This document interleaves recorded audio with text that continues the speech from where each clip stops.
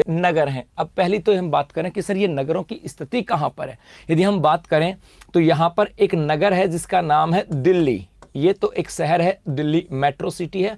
और यहां पर एक शहर है जिसका नाम है जयपुर। इस दिल्ली से लेकर के और जयपुर तक यहां पर जाने वाला एक एनएच है बेटा। यहां पर एक एनएच है और इस एनएच का नाम आता है NH-48। जी हाँ, याद रखना कि दिल्ली से जयपुर को जोड़ने वाला एनएच कौन सा है, NH-48 है।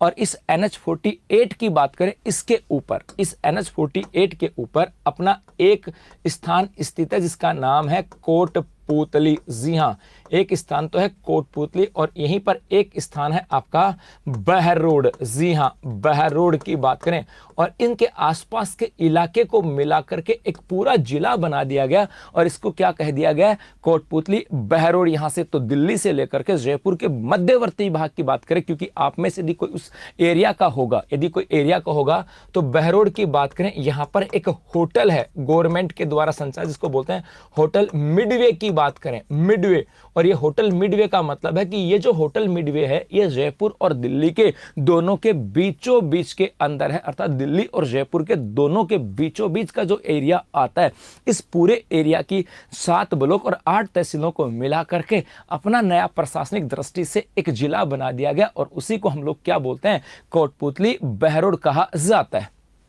अब इस कोटपूतली बहरोड की बात करें, नेक्स्ट यहां पर आता है कि गुरुजी इसकी सीमा की बात करें, सीमा रेखा, कि भैया कोटपूतली बहरोड की सीमा रेखा जो है ये किसके साथ लगती है। यदि हम राज्य की बात करें कि किस राज्य के साथ लगती है तो बुलबुलो याद रखना इसकी सीमा जो है ये हरियाणा के साथ लगती है, अर्थात कोटपूतली बहरोड जो है ये अंतर्राज्यीय सीमा के ऊपर स्थित है। जी, जिला कलेक्टर शुभम चौधरी, शाबाश, बहुत बढ़िया।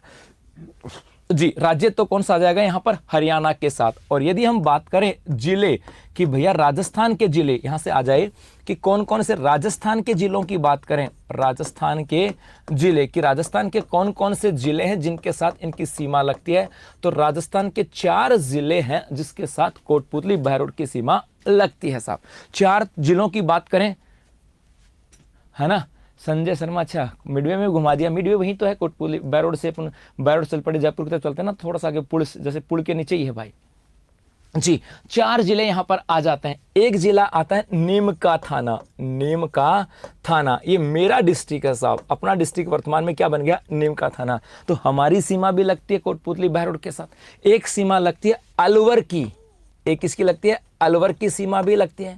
एक सीमा लगती है अपने जयपुर ग्रामीण की, जयपुर ग्रामीण है इसकी भी सीमा लगती है। और एक सीमा लगती है अपने खैरथल तिजारा, खैरथल तिजारा जो है ये यहां पर नाम आ जाएगा, खैरथल तिजारा जो है इसकी सीमा। तो राजस्थान के 4 जिले हैं जिनकी सीमा लगती है। पहला यहां से याद रखना नीमराना, एक याद रखना अलवर, एक है जयपुर ग्रामीण और एक यहां पर आ जाएगा आपका खैरथल तिजारा जिसके साथ सीमा लगती है। ये भौगोलिक परिदृश्य की बात कर रहा हूं। उसके बाद में नेक्स्ट यदि हम बात करें यहां पर संभाग की बात करें कि कोटपूतली बहरोड की बात करें, ये अपने कौन से संभाग में आता है, तो बेटा याद रखना ये जो है ये अपने जयपुर संभाग के अंदर आता है। यदि हम बात करें कि गुरुजी यहाँ पे नदी कौन कौन सी हैं, नदी, तो बेटा यहाँ पे 2 नदियां आती हैं इस कोटपूतली बहरोड से। एक नदी तो आती है यहाँ पर बाणगंगा नदी, एक तो कौन सी आती है, बाणगंगा नदी जो है वो यहीं पर है। और इस बाणगंगा नदी जिसका उद्गम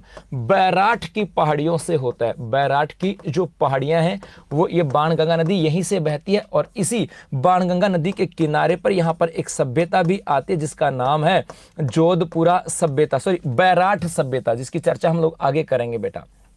बाणगंगा नदी जिसके किनारे पर अपनी आ जाती है बैराठ सभ्यता, ये भी अपने इसी कोटपूतली बहरोड के अंदर आएगी। क्या है पूरी कहानी ये भी हम लोग चर्चा करने वाले हैं।